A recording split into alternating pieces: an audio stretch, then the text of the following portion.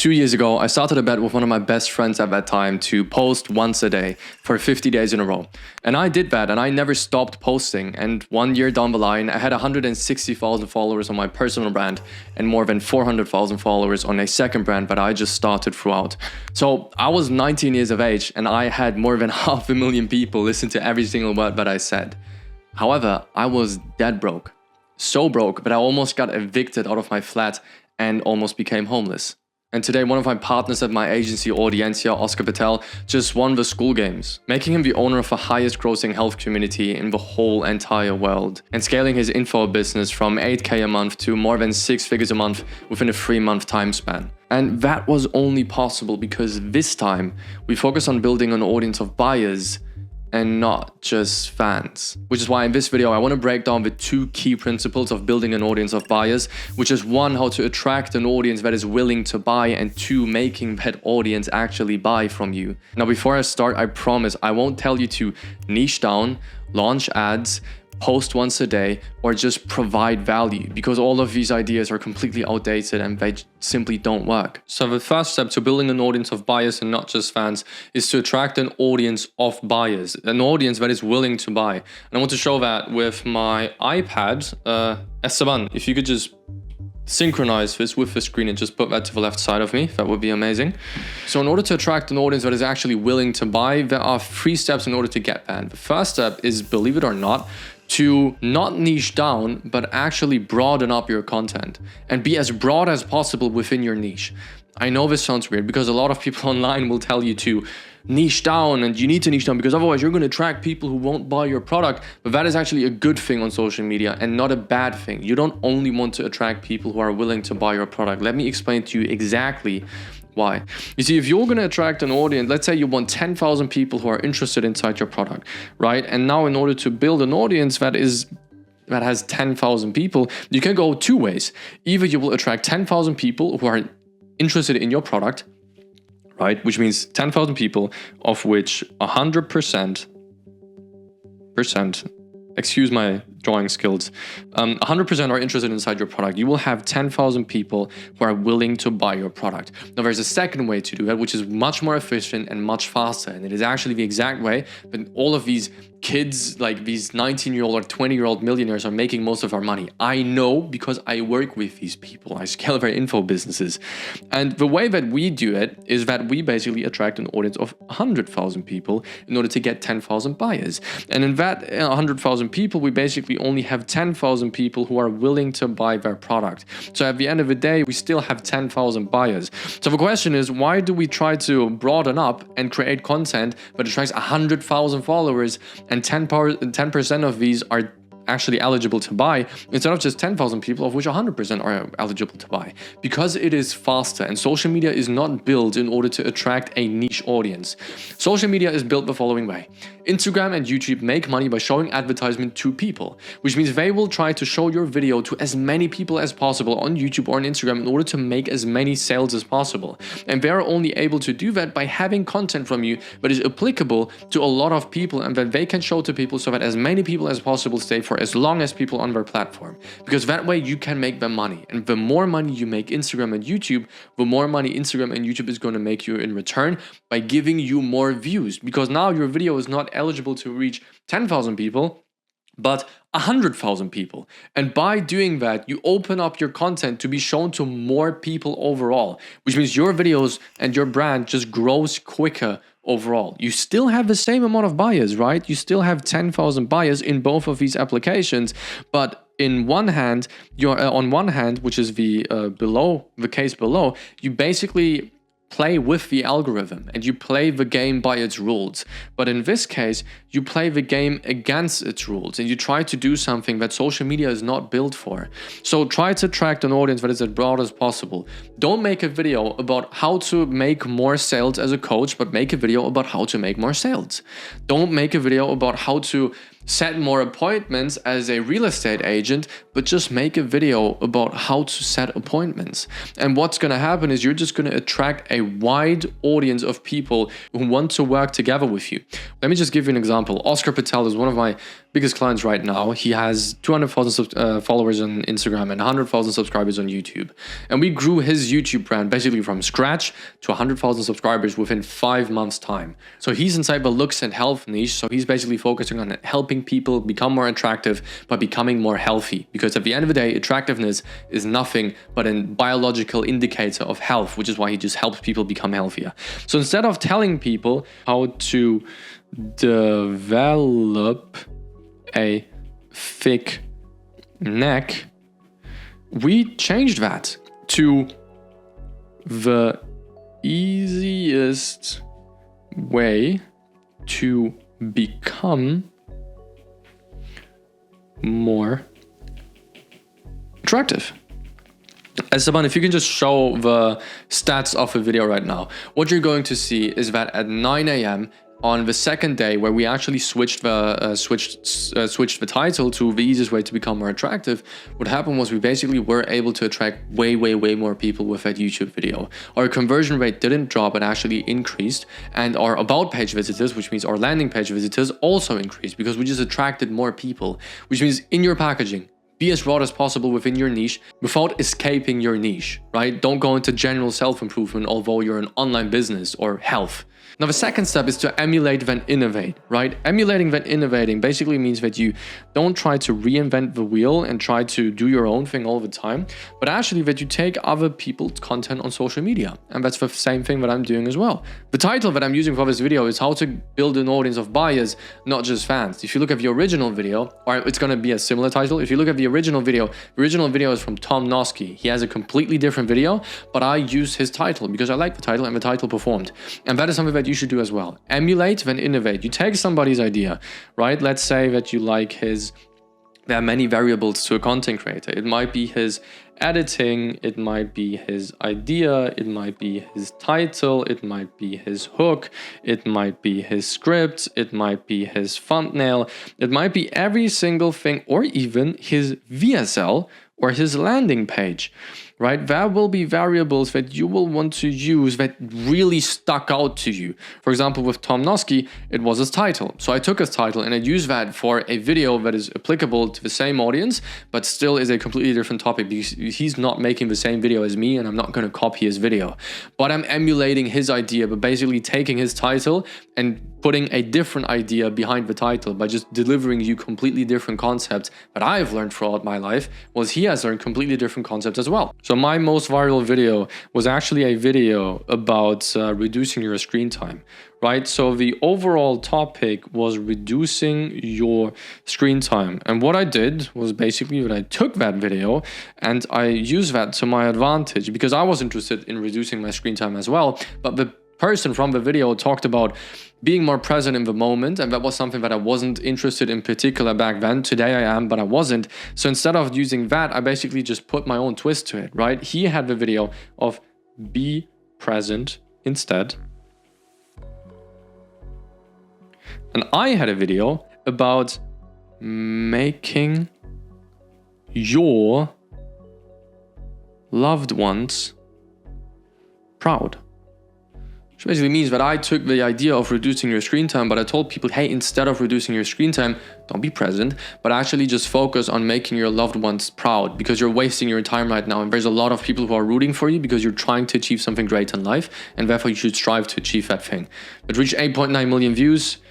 8.9 million views, and then every 17th viewer followed me, and that resulted in around 516,000 followers, all generated from one video, which is insane. And I'm gonna make a video about this, breaking down the whole video soon. So if you want to see that, just subscribe to the video and I'll be able to pop up on your feed as soon as I have a breakdown. It will probably be something around how I gained 516,000 followers from one real full breakdown or something. And then the third step is actually to increase the volume of your ideas. What I mean by that is that I don't want you to put out videos every single day in order to build an audience of buyers. You don't need to do that. You don't need to be consistent actually on social media. If you look at the best performing people on social media, it's usually the people who just wait for inspiration and then just put that inspiration on paper, read that out in front of a camera and then perform, just like me.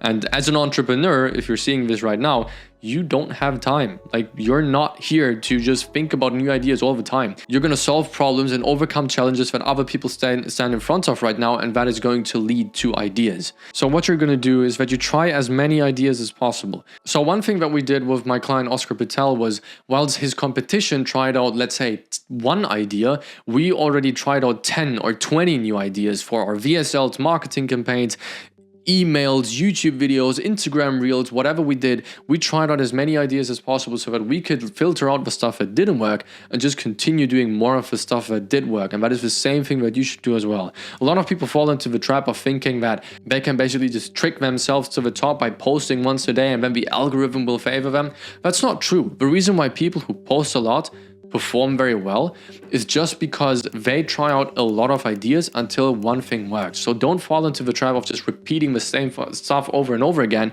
although it didn't work, just to realize that you basically wasted the last months doing the same shit over and over again that didn't work in the first place and wasn't going to work on your 30th video neither. And then once you find the thing that actually works, that is when you start doing the same thing over and over again.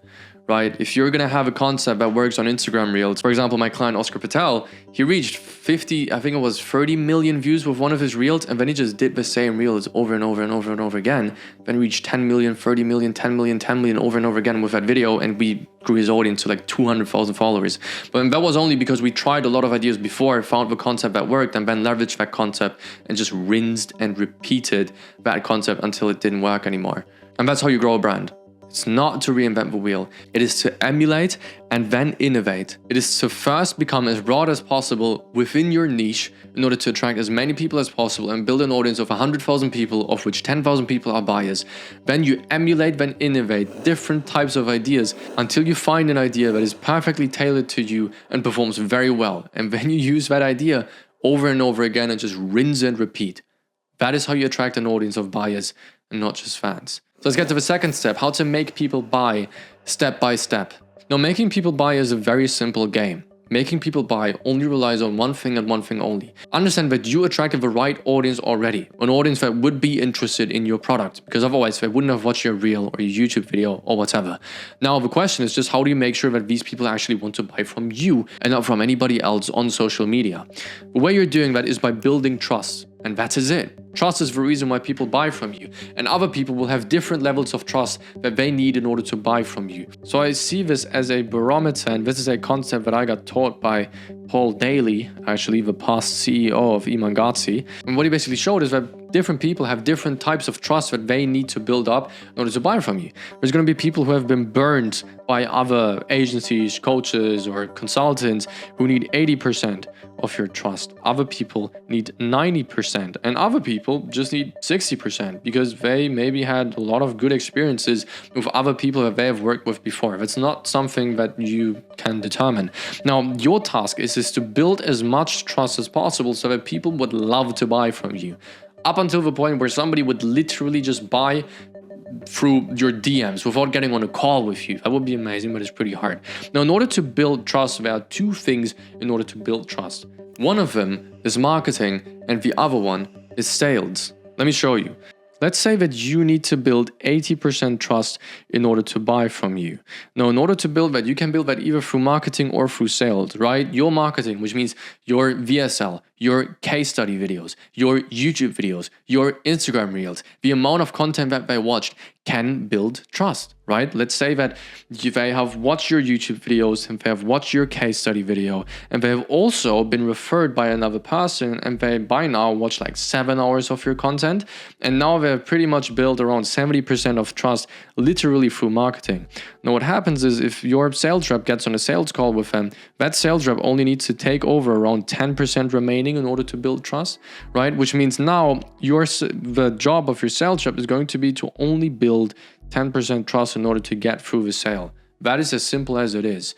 Now, there's going to be people who build 70% trust through marketing and 10% through sales, like I do. And there's other people who are going to do it the other way around. Like, for example, Charlie Morgan. If you've ever seen that man, he doesn't really have the best marketing systems and maybe not the most effective personal brand. But what he does have is just a very, very, very good and optimized sales team. Like, I'm almost jealous.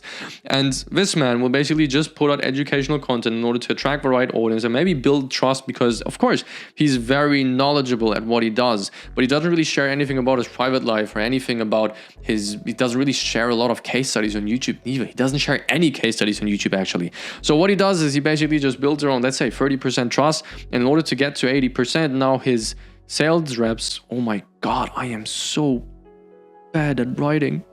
I haven't been to school in 2 years. Now, in order to build trust, he now uses the expertise of his sales reps in order to get to 80%, because his sales reps are extremely good at what they do. Now, what you do is completely up to you. You can build that trust through sales like Charlie Morgan did, or you can build it through marketing like, for example, Iman Gadzhi does. Look at his videos. This man has spent every single waking hour in order to build trust with people. He's built the best associations that he can build within his marketing campaigns, right? He's built associations of retiring your mom, the old money lifestyle, treating women very, very well, being a good man of value, and also SMMA. That builds a lot of trust with people, because people now feel like they really know a lot about Iman. So they want to buy his product from him, and they don't need to have as much work from sales reps in order to get them over the buying line. He sells his high ticket programs either through a landing page right away, or his sales reps just have a 30-minute call with his leads and they get them over the buying line. And that is how the biggest businesses do that nowadays. It is not through sales, but it is actually through doing a lot of marketing that works really well. And that is how the best info businesses work nowadays.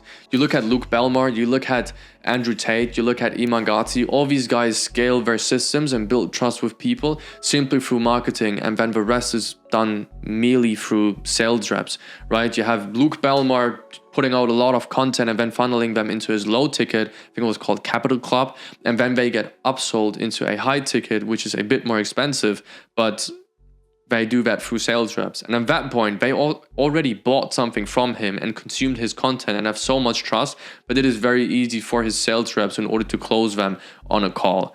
That is something that I would recommend to you as well, because it is much easier than scaling a team of sales reps. Now, there are 3 concepts in order to build trust via marketing. The first one is people hate being sold to, but they love to go shopping. The second one is the one-sentence marketing campaign, and the third one is the Stockholm Syndrome. People hate being sold to, but they love to go shopping is a very simple concept that basically describes that you need to avoid bad associations. You need to make sure that nobody will associate you with a salesman, which means they don't want to listen to your CTAs, they don't want to see the same landing page that everybody else uses, they don't want to use the same VSL hooks of "Do you feel tired?" So they don't want to see the same video editing style as everybody else uses, right? That is something that a lot of people mess up. They will copy the style of Iman Gadzhi or Alex Hormozi or whoever, or Daniel Dalen, and think that now they can go viral. But the only thing that happens is that people associate you with 99% of coaches out there who are just copying styles instead of being creative. And the problem with building associations with 99% of coaches is that 99% of coaches are pretty bad at what they do, which means if you do the same shit that everybody else does, you will be associated with the same people who are really bad at what they do, and your association will just be a bad coach because they associate you with the bad coaches. So avoid strong CTAs, avoid the same editing styles, avoid the same talking styles, the same hooks, the same sound effects even.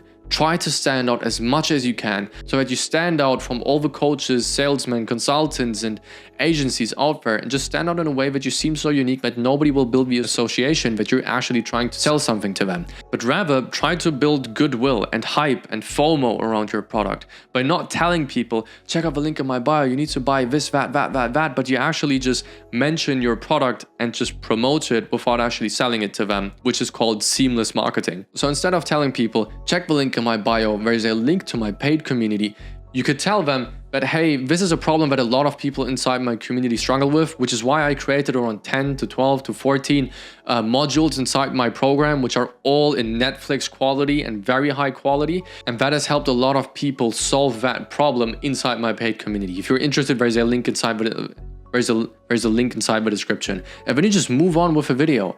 So do every single thing in your power in order to make sure that people are interested in your product, but not associate you with a sales rep or a coach. Now, the second step is the one sentence marketing campaign. One sentence marketing campaign is one sentence that describes how to make people buy. People will do anything for those who encourage their dreams, justify their failures, allay their fears, confirm their suspicions, and help them throw rocks at their enemies. So this is a concept that was used by Iman Gadzhi, Andrew Tate, and Luke Belmar.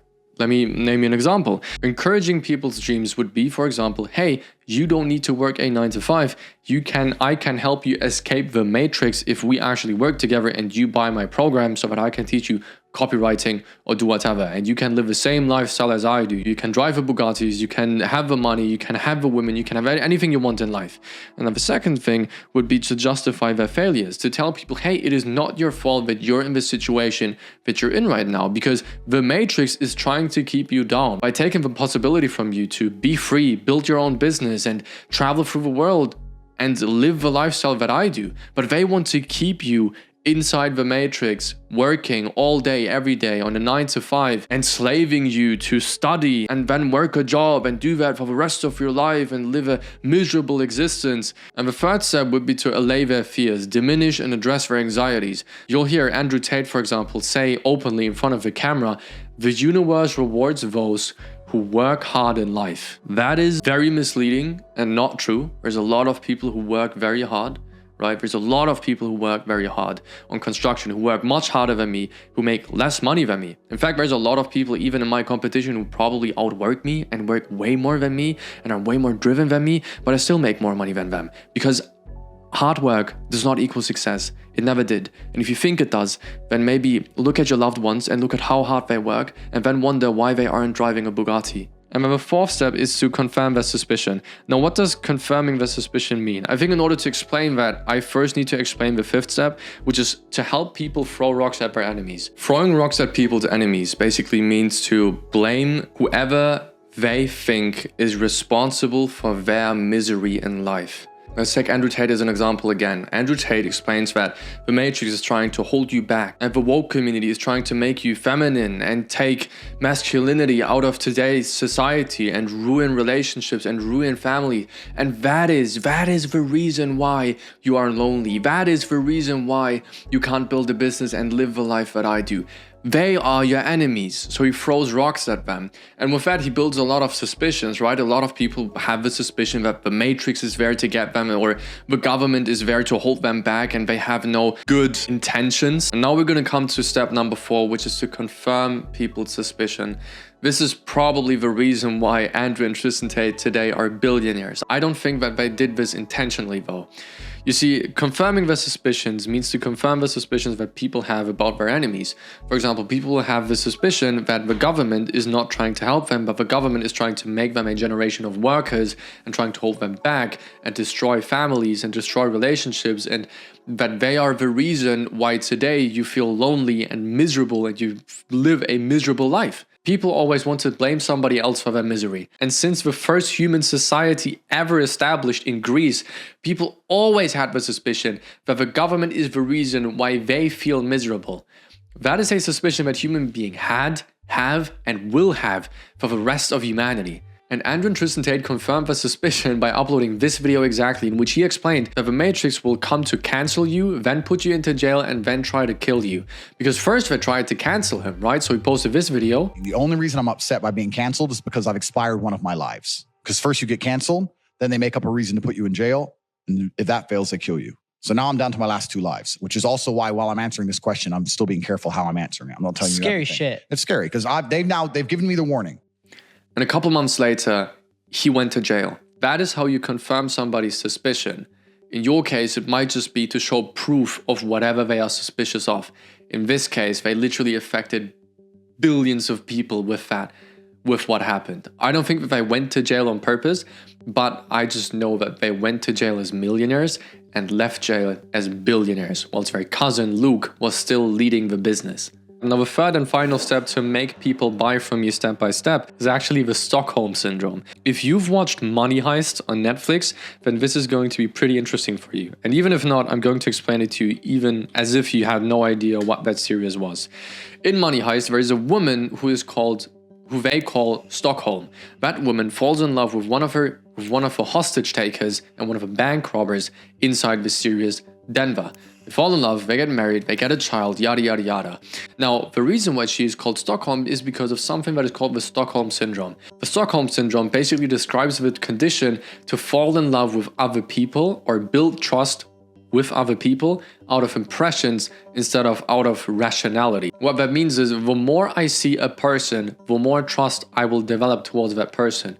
I go into the gym, I see the same person over and over again, and after a while, I'll just want to talk to that person, or I'll nod to that person, and I'll be interested to talk to that person because I trust that person, because I've seen that person over and over again. Which means impressions build trust. Which means if your kidnapper is going to kidnap you and he holds you captive for 6 months or a year, you actually have a pretty high chance of falling in love with that person. Believe it or not. It sounds weird, but it happens over and over again. You can Google the Stockholm Syndrome and you will find hundreds of cases of women falling in love with kidnappers, pimps, and bank robbers. So how can you use that? You don't need to make your audience fall in love with you and try to rob a bank with you, but what you need to do is that you build trust with them via impressions. Whenever you upload a reel on Instagram, you occupy around 60 seconds of people's time, or maybe 40 seconds of people's time of their day.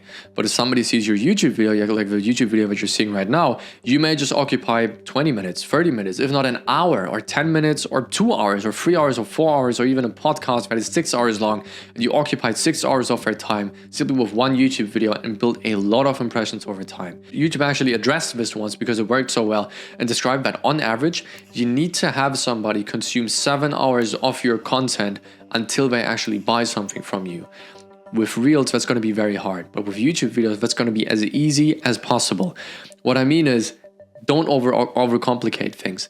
Even if you mess up everything else and you have no idea about marketing, as long as you build up impressions with people, people will buy your products. I hope you learned something, because after this video, I'm going to record a new video in which I basically explain why I quit my brands on Instagram with 160,000 followers and 400,000 followers without ever selling any course or coaching program to them. And until this day, I don't regret a thing, although I could have made millions of dollars with those personal brands. I've either uploaded that video or I haven't. If I've uploaded that video, you can see that video right here and you will basically be led to that video. Or just subscribe to the channel and the next upload you'll see will be that video of me breaking it down, because I believe that everyone nowadays should think twice about selling courses, coaching programs, or consulting via social media. A lot of people take this easy, fail miserably, and sell their reputation for a couple $100. If you're interested, the video is either up here or you can subscribe to the channel. Bye-bye.